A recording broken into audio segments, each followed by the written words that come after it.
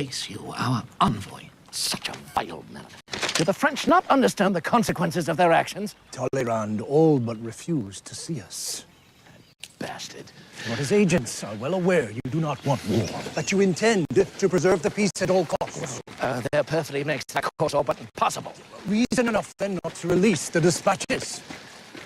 Yes, but if I do not release the dispatches, then Mr. Jefferson and his party will allege that I am withholding intelligence favorable to the French government.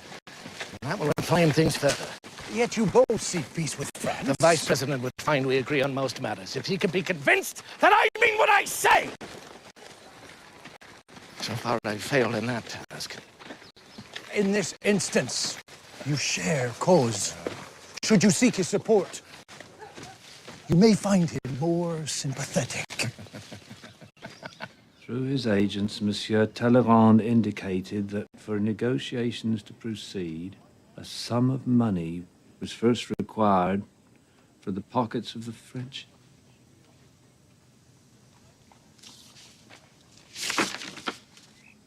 For the pockets of the French government and its ministers.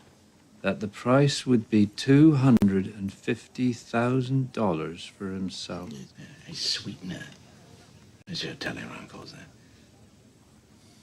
And a loan of $10 million to demonstrate our good faith. If Monsieur Talleyrand has been indiscreet, it would be wrong to ascribe blame to the entire French government.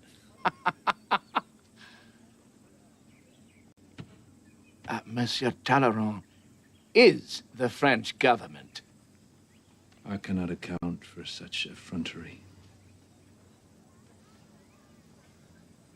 Unless our envoys had some part in this mistake. Mr. Marshall vouches for the account. And I know him to be a man of his word. I am left no ground on which to expect our diplomatic mission to be accomplished on terms compatible with either the safety or the honor of this nation. So we must shield ourselves behind a wall of strength. Congress is prepared to grant my request to arm our merchant vessels and to fortify our harbors. And? Well, that's not all, is it, Mr. President?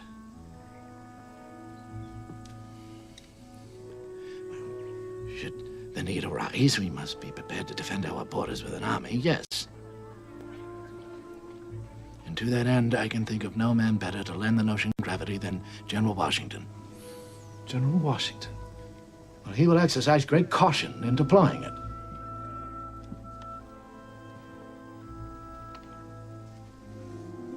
He will be a commander in name only, you must know that. You cannot expect him to take the field at his age. I know nothing of the sort, Mr. Jefferson, no. General Washington will defer to Mr. Hamilton as he always has.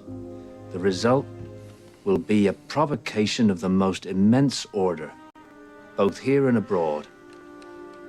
And what precisely is Monsieur Talleyrand's unbridled contempt but a provocation? War has been this administration's policy from the beginning. To pretend otherwise is disingenuous in the extreme.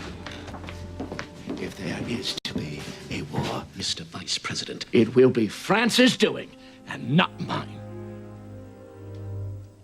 Mr. President.